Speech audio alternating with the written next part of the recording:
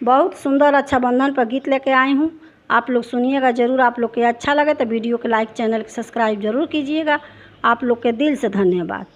Rail गड़िया रोक ticket के बाबू, हम नैहरवा जइबे ना। रेल गड़िया रोक टिकट के बाबू, हम नैहरवा जइबे ना।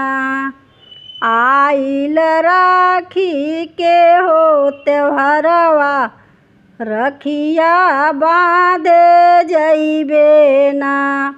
आइल रखिया के हो त्योहारवा, रखिया बाँधे जइबे ना। अपने भैया के हो कलैया, रखिया बाँधे जइबे ना। अपने भैया के हो कलैया, रखिया बाँधे जइबे ना। भैया मोरे बैठी निहारे रहिया, दीदी मोरे आवत होई है ना। भैया मोरे बैठी निहारे रहिया, दीदी मोरे आवत होई है ना। रेल गड़िया रोक टिकट के बाबू, हम नैहरवा जइबे ना।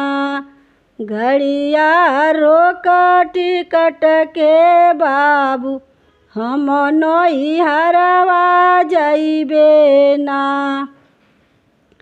आइल रखिया के हो त्योहारवा, रखिया बाँधे जइबे ना।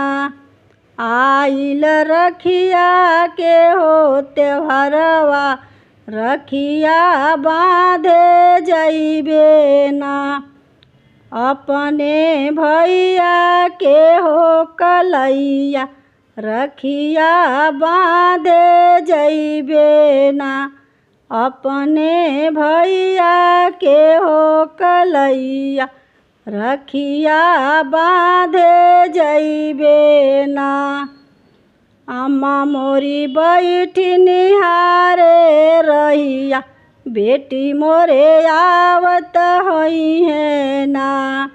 अम्मा बैठी निहारे मोरे रहिया, बेटी मोरे आवत होई है ना। बेटी मोरे आवत होई है ना।